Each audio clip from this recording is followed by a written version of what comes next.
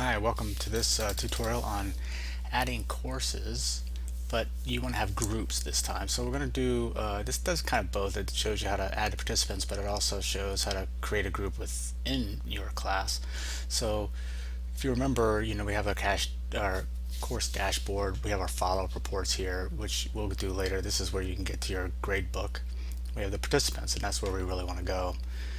As you remember from the last if you've seen the last one, it was how you can add participants with this hierarchy synchronization, and all of your classes will be uploaded from MMS, and they will have, just like you see here.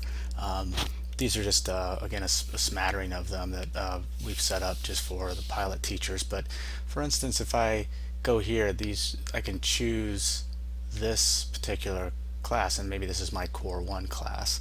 And if I want to, I can add another one. So I can go ahead, if I have 4 math classes or 4 health classes, and they're all being, basically the same grade level, or you can just go ahead and add. If you notice, I just clicked on it, so now I gotta hit choose here. You can just add those, and then you don't have to have a separate course for each period. So the key here is to click this button right here that says create course groups for hierarchy, and I'll show you what that means. So when you hit save, okay, you go up here to participants. What's going to happen is you notice that this student here is in what they call O3, this one's in O2, so these are in 2 different classes. Okay, so what I can do is then go over here to groups, and I have 2 groups. I have one in this hierarchy and one in that hierarchy. So if you want to make it a little easier for you to remember, because sometimes you sit there and look at these numbers and it really doesn't pertain to what period they're in or what core they're in, you can say, you just click right on the name of it and then change the name of the group. So I can call this core 1 and hit save. So those are all my core 1. I go back here, and you notice it's changed. So whenever you need to send out a message to only one class, you can choose which core, all groups, couple groups, whatever you want to do. So I'm going to change the name of this group to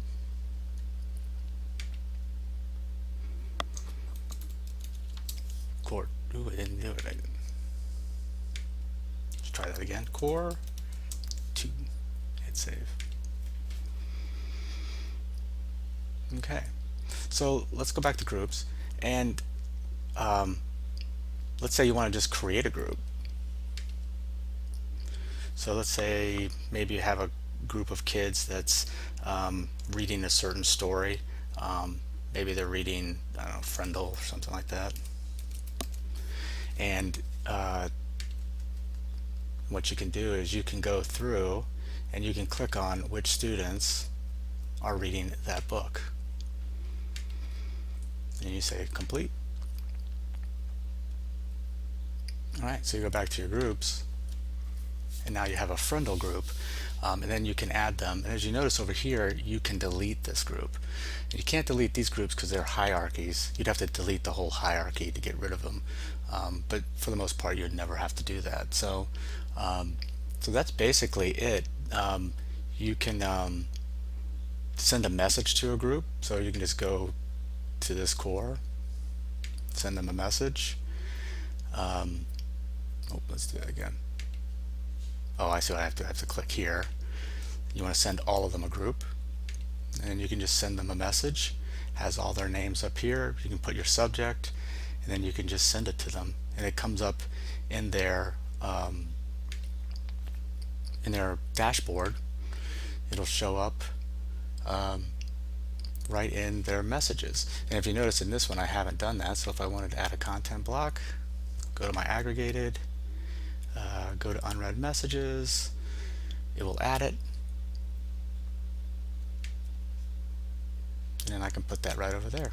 So anyway, there you go. That's all you have to do to make groups.